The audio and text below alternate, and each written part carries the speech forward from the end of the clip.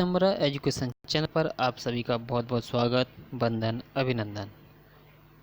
सायंकालीन कक्षा में आपके लिए आज विशेष लेकर आए हैं जो कि आपके सीटीईटी और अदर टीईटी एग्जाम्स के लिए बहुत ही इंपॉर्टेंट क्वेश्चन आपके लिए आज कलेक्शन लेकर आए हैं। चलिए तब तक के जल्दी से आप फटाफट से पिता एजुकेशन चैनल को सब्सक्राइब कर लीजिए और बेल आइकन को दबा दीजिए ताकि आपको टाइम पर नोटिफिकेशन मिलते रहें। चलिए बढ़ते हैं अपनी कक्षा की तरफ। आज क्या खास होने वाला है।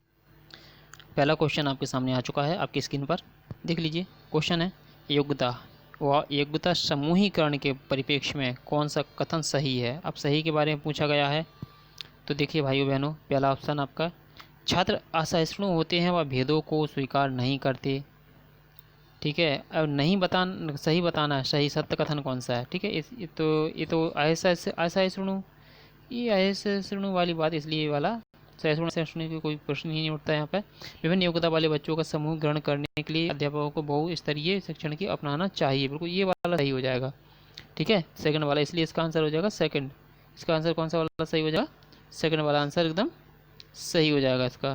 ठीक है ना, ये वाला आंसर, ये वाला आपका सही हो जाना चाहिए, क्योंकि विभिन्न योग्यता वाले समूहों को ग्रहण करने के लिए अध्यापकों को बहुस्तरीय शिक्षण को अपनाना चाहिए, यानी उसे सिखाने के अलग अलग विधियों का ज्ञान होना चाहिए। क्योंकि प्रत्येक बच्चा यूनिक होता है, प्रत्येक बच्चा अद्वितीय होता है, असाधारण होता है, इसलिए उसको सीखने के अलग अलग तरीके आना चाहिए, सिखाने के अलग अलग तरीके हमें टीचर को आना चाहिए, तभी हम उसे सिखा सकते हैं। ठीक है, कुछ बच्चे जल्दी सीख जाते हैं, कुछ देर से सीखते हैं, कुछ का मेथड ही अलग होता है सीखने समझने का, इसलिए विभिन्न प्रकार के शैक्षणिक तकनीक आपको आना चाहिए।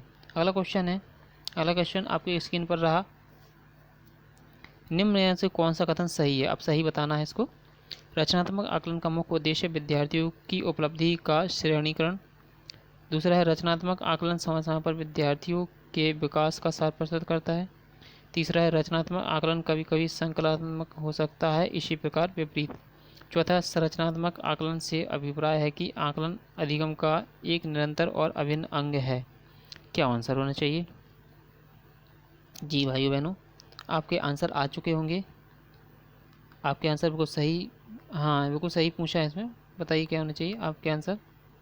जी, जिन भाई बहनों का आंसर यहाँ पर आ रहा है तीसरा वाला बिल्कुल सही है, ये वाला तीसरा वाला बिल्कुल सही हो जाएगा। थोड़ा मैं फिर से बता दे रहा हूँ, देख लीजिए। ये वाला तीसरा वाला, ये देखिए आप, ये वाला जो है वो ये वाला सही हो जाएगा। रचनात्मक आकलन कभी कभी संकल्पात्मक हो सकता है, इसी प्रकार विपरीत है। ठीक है ना, इसलिए वाला सही आपका आंसर हो जाएगा। अगला क्वेश्चन है, थर्ड क्वेश्चन आपकी स्क्रीन पर। यदि आपको ब्लर तो नहीं हो रहा अक्षर, बता देना कमेंट करके। जी, एक अध्यापक अपने या अध्यापका विद्यार्थी को किसी विषय की अपनी अवबोधनात्मकता को प्रतिबिंबित करते हुए संकल्पनात्मक मानचित्र यानी कॉन्सेप्ट मैप का निर्माण करने को कहती है, तो वह क्या कह रही है? छात्रों की मुख्य बिंदुओं पर सार लिखने की क्षमता का परीक्षण कर रही है। छात्रों की उपलब्धि के मूल्यांकन हेतु शीर्षकों के विकास को समझाने का प्रयास कर रही है। विद्यार्थियों की स्मृति को मंथर गति से जागृत कर रही है, या रचनात्मक आकलन कर रही है। बताइए आंसर। आपके आंसर आना चाहिए, क्योंकि ये आंसर क्वेश्चंस बड़े ही सॉलिड और सटीक क्वेश्चन आपके लिए लेकर आया है पीताम्बरा एजुकेशन चैनल, और इसे जल्दी सब्सक्राइब कर लीजिए यदि आपने सब्सक्राइब ना किया हो तो। आंसर आ गया होगा मेरे हिसाब से आपका। जी, आंसर आ गया होगा आपका थर्ड का फोर्थ आंसर। आपका आंसर होना चाहिए ये वाला, फोर्थ वाला आंसर सही है, रचनात्मक आकलन कर रही है। ठीक है, अगला क्वेश्चन देखते हैं। अगला क्वेश्चन, क्योंकि वो कंसेप्ट को समझाने के लिए, यानी आपको जब दिमागी कार्य करोगे ना तो रचनात्मकता हो जाएगी उसमें, क्योंकि कुछ ना कुछ नया सोचोगे आप। एक अध्यापका ये वाला हो गया। अभी अगला देख लेते हैं। अगला क्वेश्चन आपका क्या है? वंचित शिक्षार्थियों के साथ व्यवहार करने के संदर्भ में अध्यापक या अध्यापिका को निम्नलिखित मूल्यों में से किसमें विश्वास व्यक्त करना चाहिए? बताइए। विद्यार्थी से किसी प्रकार की मांग न होना। दूसरा, विद्यार्थी द्वारा स्वीकृति हेतु आघात्मकता क्रोध का प्रयोग करना। तीसरा, छात्रों की सफलता हेतु व्यक्तिगत उत्तरदायित्व। चौथा, समुचित व्यवहार की उच्च अपेक्षाएं। क्या होना चाहिए बताइए। जी, तीसरा, जिन भाइयों बहनों का मेरा तीसरा आ रहा है बिल्कुल सही आ रहा है, ये वाला तीसरा वाला, सॉरी ये तीसरा वाला जो मैं फिर से कर दे रहा हूँ, थोड़ा बॉक्स गलत बन गया। चलिए ये वाला तीसरा वाला देख लीजिए, इस प्रकार से ये तीसरा वाला सही है। छात्रों की सफलता हेतु व्यक्तिगत उत्तरदायित्व टीचर का एक खुद का होना चाहिए, क्योंकि छात्र को किस प्रकार से मोटिवेट करना है, ये सारे गुण टीचर के अंदर होना चाहिए, इसलिए आंसर ये तीसरा वाला सही हो जाएगा। अगला क्वेश्चन है, निम्नलिखित में से किस पद्धति का उपयोग करते हुए हकलाने की समस्या से निपटा जा सकता है? बताइए, हकलाने की समस्या से कैसे निपटा जा सकता है? तो प्रदर्शित वाक्य देखिए, परिणामकारी वाक्य या लंबित वाक्य या अनुश्रुत वाक्य या फिर प्रदर्शित वाक्य, बताइए क्या होना चाहिए?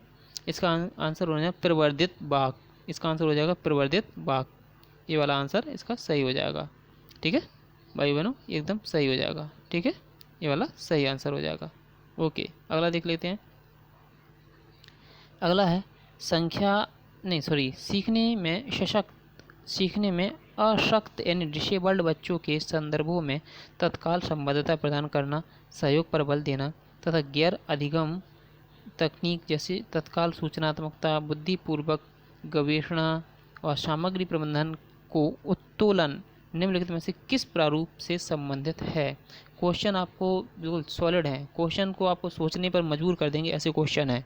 यदि आपने इन क्वेश्चनों को हल कर लिया तो समझ लीजिए आपकी तैयारी को रॉकेट की तरह एकदम सही दौड़ रही है। समझ लीजिए जो यमुना एक्सप्रेस है ना, Yamuna express paper high paper दौड़ रही है, समझ लीजिए आप, यदि आपने सही आंसर दिए तो। बताइए जी, आंसर थर्ड वाला जिनका आ रहा है बिल्कुल सही आ रहा है। ये आंसर आपका थर्ड वाला संग्रहित अधिगम, ये वाला आंसर आपका एकदम सही है। आंसर एकदम सही है मेरे भाई बहनों। अगला क्वेश्चन देखते हैं,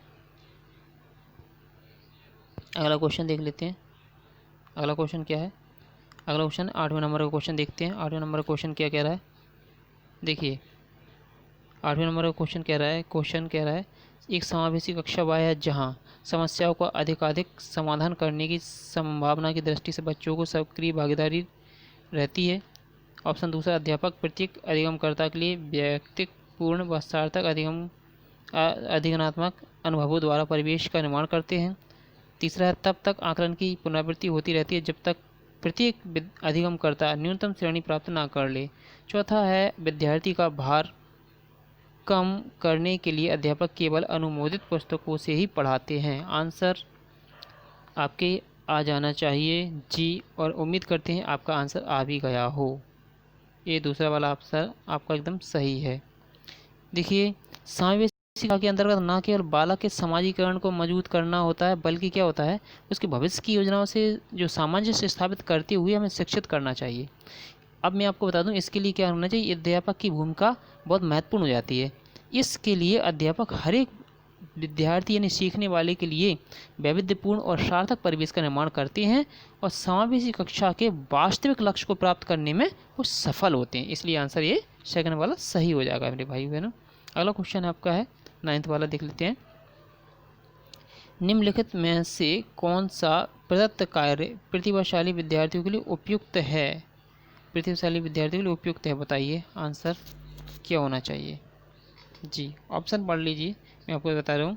विभिन्न विषयों को ध्यान में रखते हुए विज्ञान की एक नई आदेशात्मक पुस्तक का निर्माण करना, संपूर्ण कक्षा की अपेक्षा उसे अपनी पाठ्य पुस्तक को शीघ्र समाप्त कर देना।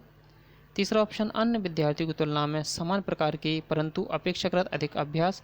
चौथा ऑप्शन, उसे अपने समवयस्की साथियों को अनुशिक्षित देने के लिए कहना ताकि उसकी शक्तियों को दिशा मिल सके तथा वह व्यस्त रह सके। 9 का आंसर बता दीजिए, आपका आंसर आ गया हो तो। जिन भाई बहनों का आंसर आ रहा है पहला वाला एकदम सही आ रहा है, सटीक आंसर है आपका पहला वाला, ये वाला पहला वाला आंसर एकदम सही है। देख लीजिए क्या होना चाहिए इसका, इसलिए क्यों होना चाहिए, मैं इसके बारे में थोड़ा सा आपसे चर्चा करना चाहूँगा। ये आंसर पहला क्यों है। देखिए, प्रतिभाशाली विद्यार्थियों को कुशलता और उच्च समन्वय के रूप में उभारनी चाहिए। यानी प्रतिभाशाली विद्यार्थी की कुशलता है वो कैसी होना चाहिए, उच्च समन्वय के रूप में ऊपर आना चाहिए, दिखना चाहिए। उसके समन्वय में हर एक विद्यार्थी क्या होना चाहिए, सकारात्मक वातावरण में रहकर अपनी प्रतिभा का इस्तेमाल करते हैं, क्योंकि विज्ञान की एक आदर्शात्मक पुस्तक के निर्माण के लिए विभिन्न विषयों के मूल तथ्य और विज्ञान के मानदंडों को हमें पूरा करने के लिए क्या करना चाहिए, प्रतिभाशाली विद्यार्थी को ही उचित और कुशल नेतृत्व का संपादन कर सकता है, इसलिए आंसर हो जाएगा। ठीक है, अगला देख लेते हैं 10वें क्वेश्चन क्या कह रहा है। विद्यालय छोड़ने वाले विद्यार्थियों के नियंत्रण की दृष्टि से सरकारी संगठनों द्वारा संस्था के स्तर पर विभिन्न उपाय किए गए हैं। निम्नलिखित में से कौन सा कारण सांस्थानिक स्तर से जुड़ा है जिसके कारण बच्चे विद्यालय छोड़ देते हैं? 10वां नंबर बताइए जी। ऑप्शन आपने यह है, बच्चों से भली भांति व्यवहार करने की आवश्यकता के प्रति अध्यापकों का संवेदनशील न होना। दूसरा, जो बच्चे अनिवार्य पाठचर्या को स्वीकार नहीं कर पाते उनके लिए विकासात्मक पाठचर्या का न होना। तीसरा है, विद्यालय में श्यामपट्ट और शौचालय जैसी आधारभूत सेवाओं का न होना। अध्यापकों को समुपयुक्त योग्यता वाला न होना और उन्हें कम आय देना। बताइए 10वें का आंसर क्या होना चाहिए, ऐसा बताना है जिसमें चारों ऑप्शन समाहित, यानी ज़्यादा से ज़्यादा चीज़ें समाहित। तो बताइए आंसर आ गया होगा आंसर जी। बहुत बढ़िया, जिनका आंसर आ चुका है बहुत ही अच्छा है। बिल्कुल आप निश्चित रहें, आपकी सफलता निश्चित है। इसका आंसर होना चाहिए सेकंड वाला। ठीक है, इसका आंसर सेकंड वाला होगा। ठीक है, क्यों होगा सेकंड वाला, मैं आपको बता दूं कि ये सेकंड वाला आंसर आपका सही है। ठीक है, ये वाला आंसर आपका सही है। देखिए आंसर क्यों सही है, मैं आपको बता दूं। विषय सूची की अनुकूलता का ना होना और कठिन शिक्षण सामग्री की अनिवार्यता ने स्कूली स्तर पर विद्यार्थियों को क्या कर दिया, कक्षा छोड़ने पर मजबूर करता है। ठीक है ना, क्यों छोड़ने पर क्यों मजबूर करता है? क्योंकि वहाँ पर कठिन शिक्षा प्रणाली है ना, और यानी वहाँ कठिन शिक्षण प्रणाली है और उसे समझ में नहीं आ रहा तो बच्चा क्या करेगा। दूसरी चीज़ ये होती है, एक अनिवार्य विकल्प होना चाहिए शिक्षक के विद्यार्थियों को कि वो अपनी पसंद का किस सब्जेक्ट में अच्छा है वो कर सके। क्योंकि एक विकल्पनात्मक पाठ्यक्रम होने से विद्यार्थियों के बीच क्या होगा, विषय सूची के प्रति जो डर है वो क्या ख़त्म हो जाएगा। अब उसे कुछ सब्जेक्ट ऐसे जो बहुत ज़्यादा ही डरावने लगते हैं, अब वो बच्चा को ज़बरदस्ती पढ़ना ही है तो वो क्या कहेगा, उसका ऊब जाएगा और वो हट जाएगा उस रास्ते से। इसलिए ऐसी व्यवस्था पाठ्यक्रम में होना चाहिए। इसलिए ये वाला आंसर सेकंड वाला हो जाएगा आपको सही। अगला क्वेश्चन देख लेते हैं। अधिगम अक्षमताएं सामान्य या उससे अधिक बुद्धि लब्धांक वाले बच्चों में भी पाई जाती हैं। दूसरा ऑप्शन, समय व हस्तक्षेप के स्वरूप की उपेक्षा करते हुए भी अपरिवर्तनशील नहीं होती हैं। तीसरा है, वस्तुपरक तथ्य है तथा संस्कृति की इनमें कोई भूमिका नहीं। चौथा है, पठन अक्षमता से पर्याय है। बताइए 11 का जी। 11 का जिन भाई बहनों का मेरा फर्स्ट वाला आ रहा है, चैनल को जिसने सब्सक्राइब नहीं किया वो सब्सक्राइब कर लें और बेल आइकन को दबा लें। बिल्कुल निश्चित तौर पर ये बिल्कुल फ्री है, निःशुल्क कक्षा है और निःशुल्क ही सब्सक्रिप्शन है, कोई चार्ज नहीं लिया जाएगा आपसे, डरे नहीं, सब्सक्राइब जरूर कर लें जी। इसका 11वें का आंसर आ गया होगा आपका। पहला आंसर इनका आ रहा है बिल्कुल सही है, पहला आंसर बिल्कुल आ रहा है बिल्कुल सही है इनका पहला आंसर। सामान्य उससे अधिक बुद्धि लब्धांक वाले बच्चों में पाई जाती है अधिगम अक्षमताएँ। अधिगम अक्षमताएँ है ना, अधिगम अक्षमता सामान्य उससे अधिक बुद्धि लब्धांक वाले बच्चों में भी पाई जाती है। क्योंकि देखिए ज़रूरी नहीं कि कमज़ोर बुद्धि का या कम सीखने वाला बच्चा ही ऐसा हो कि किसी चीज़ को कुछ सीखने में कठिनाई उसे आती हो। क्या है कि आप कितने भी इंटेलिजेंट बनाए, कोई ना कोई काम ऐसा ज़रूर होगा जिसमें आपको भी करने में कठिनाई आएगी। इसलिए आंसर पहला वाला सही हो जाएगा। अगला क्वेश्चन देख लेते हैं। समस्या समाधान प्रायः उन विद्यालयों में सफल है जहाँ केवल उच्च स्तरीय शैक्षिक उपलब्धि पर ही जोर दिया जाता है। अध्यापक केंद्रीय शिक्षा शास्त्र प्रभावी है, परिवर्तनशील या लचीली पाठचर्या है, या कक्षाओं में छात्रों का समूहीकरण उपलब्ध है। 12 नंबर बताइए जी। तीसरा आंसर सही आ रहा है, 12 का तीसरा आंसर एकदम सही आ रहा है। जिन भाई बहनों को आंसर तीसरा आ रहा है बिल्कुल सही है, परिवर्तनशील लचीली पाठचर्या एकदम सही आंसर है। ये आंसर देखिए क्या होता है, समस्या समाधान के लिए विद्यालयों की भूमिका एवं कक्षा में अध्यापक या अध्यापिका की भूमिका जो है वो बहुत ही महत्वपूर्ण होती है। क्योंकि देखिए आपने देखा होगा कि ज़्यादातर ऐसा देखा गया है कि पाठ्यक्रम की कठिनाई जो होती है, कठिनाई की वजह से क्या होता है, विद्यार्थी स्कूल छोड़ने लगते हैं। लेकिन जिन विद्यालयों में परिवर्तनशील या लचीली पाठचर्या मौजूद होती है वहाँ इन समस्याओं का समाधान बहुत जल्दी हो जाता है। इसलिए आंसर ये तीसरा वाला सही है। ठीक है, ओके। अगला देख लेते हैं। अगला क्वेश्चन आपकी स्क्रीन पर ध्यान से पढ़िए। संज्ञानात्मक प्रशिक्षु तथा शैक्षिक संवाद, इसका आंसर क्या होना चाहिए? पाठ्य सामग्री के समुचित संगठित पाठ सामग्री के सुव्यवस्थित संगठन पर बल देते हैं। कुशलता की प्राप्ति हेतु व्यावहारिक प्रशिक्षण की आवश्यकता पर जोर देते हैं। अधिगम को एक सामाजिक गतिविधि के रूप में ग्रहण करते हैं। अधिगमनात्मक तार्किकता के अनुप्रयोग पर आधारित हैं। 13 का बताइए जी। 13 का जी बिल्कुल, जिनका तीसरा आ रहा है सही आ रहा है। अधिगम को एक सामाजिक गतिविधि के रूप में ग्रहण करते हैं। क्यों करते हैं मैं आपको बताऊं। संज्ञानात्मक विकास प्रशिक्षण का मतलब ये होता है कि शिक्षण प्रणाली के दौरान सीखने और सूचना इकट्ठी करने के तरीके से इसका मतलब होता है कि इसके अवधान में, अवधान जानते हो ना, अवधान ध्यान, इसके अवधान में वृद्धि का प्रत्यक्षीकरण या भाषा चिंतन या स्मरण शक्ति और तर्क शामिल हैं। ठीक है। संज्ञानात्मक प्रशिक्षण एक निश्चित अवस्था में क्रम में होता है और यह अधिगम को एक सामाजिक गतिविधि के रूप में ग्रहण करता है। इसलिए इसका आंसर हो जाएगा आपका 13 का कौन सा, तीसरा आंसर। ठीक है। ओके, अगले बढ़ते हैं अगले क्वेश्चन की तरफ। अगला क्वेश्चन आपकी स्क्रीन पर आ गया है, ध्यान से देखिए आपको दिखाई दे रहा होगा। जो अध्यापिका अपने विद्यार्थियों की गलतियों में सुधार करना चाहते हैं, त्रुटियों में सुधार करना चाहते हैं, उसके लिए निम्नलिखित में कौन सा सही मार्ग है। उसे उन त्रुटियों का संशोधन करना चाहिए जो सामान्य अर्थ व अवबोधनात्मकता में हस्तक्षेप करती है। दूसरा, अगर त्रुटि संशोधन प्रक्रिया बच्चों को क्षुब्ध करती है तो उसका संशोधन नहीं करना चाहिए।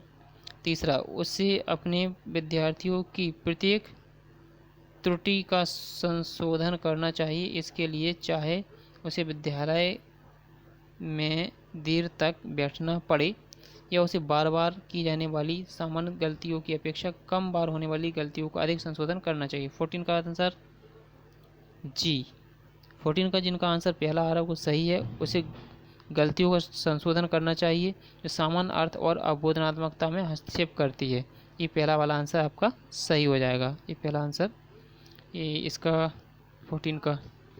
देखिए, अध्यापिका का काम विद्यार्थियों को सही रास्ता या सही अनुसरण करवाना होता है। कक्षा में की जाने वाली गलतियां विद्यार्थियों की शिक्षण प्रणाली और उसके सीखने के क्रम को प्रभावित करती हैं। इसलिए क्या होना चाहिए, अध्यापिका जो भी हैं, यदि उन गलतियों में संशोधन करते हैं तो विद्यार्थियों को सीखने और आगे बढ़ने की क्षमता का विकास होता है।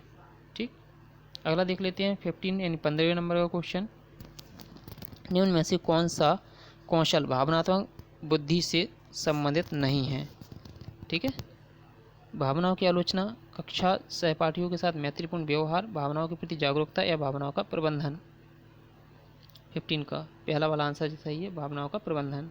ये वाला आंसर को सही है, भावनाओं का प्रबंधन। ए एकदम सटीक आंसर हो जाएगा आपका। भावनाओं की आलोचना सॉरी पहला आंसर एकदम सही हो जाएगा। क्यों हो जाएगा, क्योंकि भावनात्मक बुद्धि में प्रत्येक जो मैं आपको बताना चाहूँगा, भावनात्मक बुद्धि में कि प्रत्येक चरण में न केवल प्रबंधन और भावनाओं के प्रति जागरूकता की जरूरत होती है, बल्कि क्या होता है कि कक्षा के दौरान आपसी सहपाठी या जो सहपाठी होते हैं ना, अंतःक्रिया भी करते हैं। लेकिन भावनाओं की आलोचना करने वाला सर्वथा क्या होता है, भावनात्मक तत्वों से हीन होता है और आलोचनात्मक बिंदुओं के अंतर्गत ही दिशा निर्देशित होता है। ठीक है। अगला क्वेश्चन देख लेते हैं। अगले क्वेश्चन का आंसर क्या है आपका, सॉरी क्वेश्चन तो आया ही नहीं, क्वेश्चन देख लेते हैं। क्वेश्चन ये है आपका, आकलन की प्रक्रिया के दौरान देविका को उत्तेजना ऊर्जापूर्ण होती है जबकि राजेश की उत्तेजना अनुत्साहित। उन दोनों के भावनात्मक अनुभवों का अंतर किससे संबंधित है। अनुकूलन का स्तर, विचारों का घनत्व या समांतराल या भावनाओं की पराकाष्ठा। 16 का आंसर, जिनका भाइयों बहनों का आ रहा है 16 का 4th आंसर एकदम बहुत सही है। ये वाला आंसर इसका सही हो जाएगा, 4th वाला आंसर सही हो जाएगा, 4th वाला ऑप्शन एकदम सही हो जाएगा। ठीक है, 4th वाला ऑप्शन एकदम सही हो जाएगा। ठीक, ओके। अगला क्वेश्चन देखिए, इसकी व्याख्या ओके जी मैं बता रहा हूँ आपको। 16 वाला क्वेश्चन क्यों सही हो जाएगा। देविका और राजेश दोनों ही भावनात्मक मानसिक स्तर पर अलग अलग हैं। दोनों के मूल्यांकन के दौरान अलग अलग प्रकार के तत्व भी हैं। विभिन्न विद्यार्थियों के बारे में ये दृष्टिगत होते हुए भी एक आकलन करते समय कुछ तथ्यों का सामना करते हुए उत्तेजनापूर्ण ऊर्जा का प्रमाणीकरण प्रकटीकरण करता है, जबकि दूसरा अनुत्साही उत्तेजना का प्रकटीकरण करता है। ये वस्तुतः या देखा जाए तो दोनों में भावनात्मक अनुभवों के अनुकूलन का स्तर अलग अलग है, जिसकी वजह से ऐसी स्थिति पैदा होती है। ठीक है, अगला क्वेश्चन देख लेते हैं। अगला क्वेश्चन क्या है? अगला क्वेश्चन है, भारत सरकार ने प्राथमिक विद्यालयों के लिए मध्याह्न भोजन योजना शुरू की। निम्नलिखित में से कौन सा अभिप्रेरणात्मक सिद्धांत इस योजना का समर्थन करता है? संज्ञानात्मक, मानवीय, व्यवहारवादी या समाज सांस्कृतिक? 17 का जी 17 में क्या आ रहा है आंसर? लगता है आप लोगों का आ गया होगा जी। जिनका आंसर सेकंड आ रहा है बिल्कुल सही है। सेकंड आंसर इनका बिल्कुल सही है। ये वाला सेकंड वाला आंसर एकदम सही है। ठीक है ना, सेकंड आंसर एकदम सही है। क्यों है सेकंड आंसर? मानवीय। देखिए, मध्याह्न भोजन की शुरुआत सुविधाहीन वर्गों के लिए की गई थी। ठीक है ना। अच्छा, इससे संबंधित या सुविधाहीन वर्गों से संबंधित बच्चों के स्कूल में प्रवेश, उपस्थिति और अध्ययन स्तरों में सुधार करने के लिए माध्यमिक शिक्षा के व्यापीकरण के लिए ये चीज़ चलाई गई थी। ठीक है, इन सभी कार्यों और व्यवहारों का रूप व्यवहारवादी है, जो कि शिक्षा के स्तर को बढ़ाने के साथ साथ कुपोषण की समस्या को भी समाप्त करने से जुड़ा हुआ है, इसलिए इसका मानवीय सही हो जाएगा। अगला क्वेश्चन देख लेते हैं। अगला क्वेश्चन आपका आ रहा है, बच्चों के व्यवहार को समझने के लिए विद्यार्थियों के घर के वातावरण का महत्वपूर्ण स्थान है तथा उनसे प्राप्त सूचना को प्रभावशाली शिक्षा शास्त्र के निर्माण से जोड़ा जा सकता है। यह तथ्य अधिगम के किस सिद्धांत से संबंधित है? 18 का जी 18 क्या होना चाहिए? चौथा। बहुत बढ़िया, बहुत बढ़िया, अच्छे से पढ़ रहे हो, बहुत ही मज़ा आ रहा है जी। समझ लीजिए आप आंसर सही दे रहे हो तो 18 नंबर का बिल्कुल सही है, चौथा वाला ही सही है। पारिस्थितिक क्या होता है? बच्चों का जो प्रारंभिक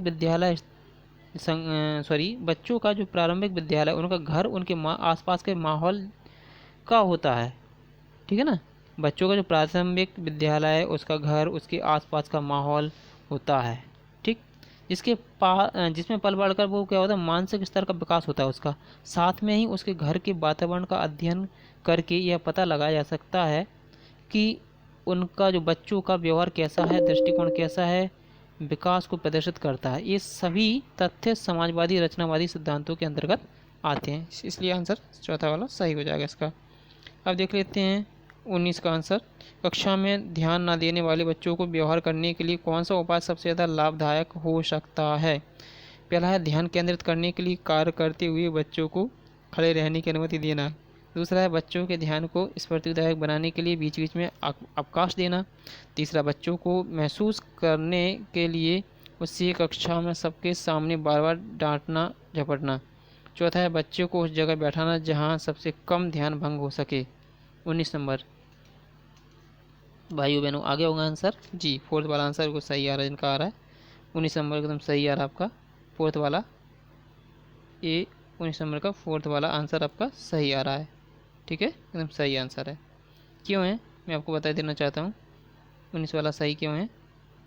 क्योंकि इसमें ये होता है, कक्षा में अध्ययन के दौरान ध्यान न देने वाले बच्चों को उस स्थान पर बैठाना लाभदायक होता है जिस स्थान पर सबसे कम ध्यान भंग हो।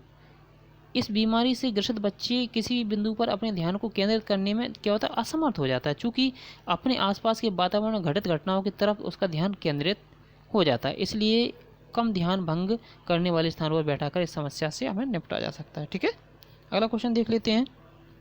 पियाजे के विकासात्मक सिद्धांत के परिप्रेक्ष्य में से कौन सा आरेख विकास को समुचित रूप से स्पष्ट करता है? बता दीजिए अब आप जल्दी फटाफट से बताइए। 20 का ये बहुत ही अच्छा जीन पियाजे का आपने सिद्धांत भी पढ़े होंगे, बताइए जी। जिनका आंसर आ रहा है तीसरा भी वो सही है, तीसरा वाला एकदम सही है। ठीक है ना, तीसरा वाला एकदम सही आंसर हो गया। जीन पियाजे कहाँ के थे? क्वेश्चन आ जाता तो स्विट्जरलैंड के थे, ये मनोवैज्ञानिक। उन्होंने विकासात्मक सिद्धांत को बालक के विकास की अवस्था की आयु को विकास के साथ जोड़ते हुए संपादित किया था। उन्होंने ये बताया था कि सिद्धांत में ये बताया था अपने सिद्धांत में कि बच्चे जैसे जैसे बड़े होते हैं उनके मानसिक विकास में उसी अनुपात में वृद्धि होती है। उन्होंने अपने सिद्धांत के पहले चरण को इंद्रिय जनित गामक अवस्था, दूसरे चरण को पूर्व संक्रियात्मक अवस्था और तीसरे चरण को मूर्त संक्रियात्मक अवस्था और चौथे चरण को अमूर्त संक्रियात्मक अवस्था में बांटा था। ठीक है, अगला क्वेश्चन है 21 का। एक टीचर ने पाया कि विद्यार्थी अपने वर्ग में कठिनाई अनुभव कर रहा है। उसने अनुमान लगाया कि वह हीरे यानी डायमंड का चित्र बनाने में भी कठिनाई महसूस करेगा। उसने निम्नलिखित में से किस सिद्धांत पर आधारित होकर ऐसा अनुमान लगाया? विकास निरंतरीय होता है। दूसरा, अलग अलग लोगों के विकास की प्रक्रिया भी अलग अलग होती है। तीसरा है, विकास एक व्यवस्थित क्रम में होने वाली प्रवृत्ति से संबंधित है। चौथा है, विकास की प्रक्रिया एक उत्परिवर्तनीय प्रक्रिया है। बताइए आंसर क्या होगा 21 का? जी, आंसर जिनका आ रहा है थर्ड, बिल्कुल सही है। तीसरा ऑप्शन आपका। बहुत अच्छे पढ़ रहे हो, ये समझ लीजिए आप। मैं आपको गारंटी देता हूँ, आप लोग अगर ऐसी गति से पढ़ते होगे और अगर आपने ऐसे क्वेश्चन सॉल्व कर लिए जो मैं ये दे रहा हूँ, गारंटी से आपके 30 में से 26 से ऊपर ही नंबर आएंगे, कम नहीं आएंगे, क्योंकि ये क्वेश्चन एकदम सिलेक्टेड क्वेश्चन है, एकदम सिलेक्टेड क्वेश्चन। जी, इसके लिए बता देना चाहता हूँ कि विकास एक प्रक्रिया है जिस बिना पहले चरण पूरा किए दूसरा चरण का संपादन नहीं हो सकता। चूँकि वर्ग की बात करें तो वर्ग बनाए रखने में चारों भुजाओं की समानता ध्यान रखना जरूरी है, इसलिए वर्ग से पहले 21 का ही बता रहा हूँ ना मैं, बिल्कुल सही है। अतः वर्ग से पहले किसी बच्चे को कोई ज्यामितीय आकृति, गोला का चिन्ह, आयत की जानकारी होनी चाहिए, जो कि क्रमबद्ध विकास के माध्यम से ही संभव है। यही तथ्य हीरे की आकृति को बनाने के संदर्भ में लागू होता है। अतः यह सिद्ध करता है कि विकास एक व्यवस्थित क्रम में होने वाली प्रवृत्ति से संबंधित है, इसलिए आंसर इसका हो जाएगा थर्ड वाला। अगला क्वेश्चन है मानवीय विकास में आनुवंशिकता एवं परिवेश की भूमिका के संदर्भ में निम्नलिखित कौन सा कथन सही है? तो देखिए इसका ऑप्शन, विकास के विभिन्न चरणों में आनुवंशिकता और परिवेश का सापेक्षिक प्रभाव परिवर्तनीय है। दूसरा ऑप्शन, भारत सरकार की विवेचनात्मक क्षतिपूर्ति संबंधी नीति मानवीय विकास में प्रवृत्ति की भूमिका आधारित है। तीसरा है, परिवेश की भूमिका लगभग स्थिर सी रहती है, जबकि आनुवंशिकता का प्रभाव परिवर्तित हो सकता है। चौथा है, व्यवहारवाद के सिद्धांत प्राय मानवीय विकास में प्रवृत्ति की भूमिका पर आधारित हैं। बताइए 22 का आंसर आपकी स्क्रीन पर आपको आ गया होगा आंसर, बताइए। जी, पहला आंसर जिसका सही आ रहा है वो आंसर एकदम सही है, पहला आंसर एकदम सही है। क्यों है आंसर ये सही? इसका भी कारण होगा। देखिए मैं आपको बताना चाहूँगा, वंशानुक्रम या आनुवंशिकता माता पिता के द्वारा संतानों में गुणों में चली जाती है माता पिता के द्वारा, और प्रत्येक प्राणी अपनी जाति विशेषताओं के आधार पर शारीरिक मानसिक गुणों को हस्तांतरण करता है, ठीक है, जो कि संतानों में हो जाता है। इसी प्रकार पर्यावरण के बारे में देखा जाए कि बालक अपने आसपास के पर्यावरण से बहुत सी चीज़ों को ग्रहण करता है, जो कि वंशानुगत प्रभाव से अलग सापेक्षिक रूप से परिवर्तित होता रहता है। ये दोनों तथ्य विकास के विभिन्न क्षेत्रों में सापेक्षिक प्रभाव को परिवर्तनशील व्यवस्था के अंतर्गत प्रदर्शित करते रहते हैं, ठीक है। अगला देखते हैं 23 का देखते हैं।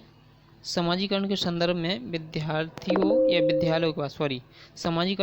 विद्यालयों के पास प्रायः एक प्रच्छन्न पाठचर्या विद्यमान रहती है, जिसमें निहित है परिवारों के माध्यम से विद्यार्थियों के समझौतापूर्ण व प्रतिरोधात्मक समाजीकरण। दूसरा है, मूल्य और अभिवृत्तियों का शिक्षण एवं आकलन।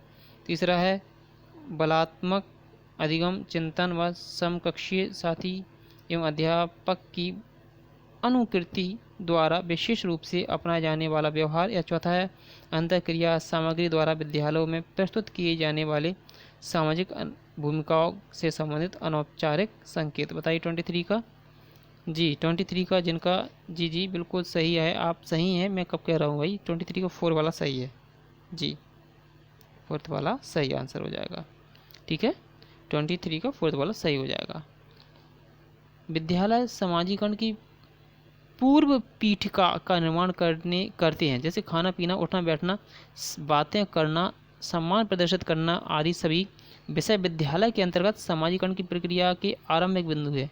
इन सभी बिंदुओं के बीच न केवल अंतःक्रिया चलती रहती है बल्कि सामग्रियों के आदान प्रदान से शिक्षा प्रणाली से अलग एक अनौपचारिक समाजीकरण की व्यवस्था दृष्टिगोचर होती है। ये सभी चीज़ें विद्यालयों में प्रत्यक्ष न होकर परोक्ष रूप से सम्मानित होती रहती हैं। ठीक है, इसलिए आंसर हो जाएगा चौथा वाला। अगला 24 का आंसर देखिए, निम्नलिखित में से कौन सा निहितार्थ पियाजे के संज्ञानात्मक विकास के सिद्धांत में नहीं नकारा जा सकता? बताइए। खोजपूर्ण अधिगम, शाब्दिक शिक्षण की आवश्यकता, तीसरा बच्चों की अधिगमात्मक तत्परता से प्रति संवेदनशीलता, चौथा है व्यक्तिगत भेदों की स्वीकृति। चौथा 24 का 24 को बताइए जी। 24 का क्या आना है? 24 का सेकंड वाला आ रहा है, बिल्कुल सही है। इसका सेकंड वाला आंसर एकदम सही है। शाब्दिक शिक्षण की जरूरत, ये आवश्यकता। ठीक है, 24 का। ठीक है, मैं आपको बताना चाहूँगा कि जॉन पियाजे ने अपने संज्ञानात्मक विकास के अंतर्गत 4 चरणों में चर्चा की थी। मैंने पहले ही बता दिया है। ठीक है ना, फिर से बता रहा हूँ। पहला चरण होता है इंद्रिय जनित गामक, दूसरा चरण होता है, ठीक है, सॉरी, इंद्रिय जनित गामक बिल्कुल सही है, पहला चरण होता है। इस अवस्था में बच्चों में अनुकरण, स्मृति और मानसिक निस्पंदन की बातें आ जाती हैं, जो बच्चों की अधिगमनात्मक तत्परता के प्रति क्या होता है, संवेदनशीलता को बताता है। दूसरी अवस्था या दूसरे चरण में पियाजे पूर्व संक्रियात्मक अवस्था का जिक्र करते हैं और बालक में अपने परिवेश की वस्तुओं को पहचानने और उसमें विभेद करने के लक्षण की बात करते हैं। तीसरे चरण में पियाजे महोदय अपनी मूर्त संक्रियात्मकताओं का व्याख्यान करते हैं, है ना। इसलिए ये ऑप्शन पहला आपका सही हो जाएगा। ठीक है, 24 का दूसरा ऑप्शन सही हो जाएगा। 25, अभी तो क्वेश्चन काफ़ी हैं। 25 का देख लेते हैं। 25 जी, निम्नलिखित में से कौन सा कोहलबर्ग ने नैतिक विकास के चरणों का लक्षण है? बताइए। कोहलबर्ग के नैतिक विकास के चरणों का लक्षण क्या है? 25 को बताइए आंसर। सभी संस्कृतियों के संबद्ध चरणों की सार्वभौम श्रृंखला, दूसरा है विभिन्न चरण एक गैर पदानुक्रम रूप से आगे बढ़ते हैं, तीसरा चरणों का परिवर्तनशील अनुक्रम, चौथा विभिन्न चरण अलग अलग प्रत्युत्तर हैं ना कि समान प्रतिमान। बताइए 25 का जी। 25 का पहला वाला जिनका आ रहा है वो सही है। 25 का पहला एकदम सही है, करेक्ट है आपका। टाइम को देखते हुए अब मैं जहां आप कहेंगे वहाँ मैं डिस्क्रिप्शन दूंगा। ठीक है, 26 का देख लेते हैं। 26 अभी काफ़ी सारे क्वेश्चन है भाई। 26 का देख लेते हैं। 29 देखते हैं। एक 11 वर्षीय बच्चे ने स्टैनफोर्ड विनय बुद्धि मापनी के 130 अंक पाए। मान लीजिए एक सामान्य संभाव्य वक्र इतना 100 तथा अल्फ़ा 15 है। ये तो इन 11 वर्षीय बच्चों के प्रतिशत की गणना कीजिए जिसमें इस बच्चे ने बेहतर अंक प्राप्त किए। बताइए 29 का तीसरा वाला आंसर बिल्कुल सही आ रहा है आपका। तीसरा वाला आंसर एकदम सही हो जाएगा। ठीक है, अगला देख लेते हैं। आज का लास्ट क्वेश्चन हो जाएगा ये। निम्नलिखित में से कौन सा परीक्षण हार्वर्ड गार्डनर के बहुबुद्धि सिद्धांत का समर्थन करता है? बताइए। 4 ऑप्शन। विभिन्न बुद्धियाँ अपने स्वरूप में पदानुक्रमात्मक हैं। दूसरा, अनुदेशन के प्रारूप का निर्माण करते समय अध्यापकों को किसी एक विशेष शैक्षिक नवाचार के सिद्धांत का अनुपालन करना चाहिए। तीसरा, मस्तिष्क के एक भाग में हुई क्षति केवल किसी एक विशिष्ट योग्यता को प्रभावित करती है, ना कि संपूर्ण को। चौथा है, बुद्धि विश्लेषणात्मक, सृजनात्मक, व्यवहारात्मक बुद्धियों की अंतःक्रिया है। बताइए आंसर क्या होना चाहिए थर्ड का जी। तीसरा वाला आंसर एकदम सही है, एकदम करेक्ट आंसर। तीसरा वाला आंसर एकदम करेक्ट हो जाएगा जी, बिल्कुल सही है आपका तीसरा वाला आंसर एकदम सही है। तो आज के लिए इतना ही।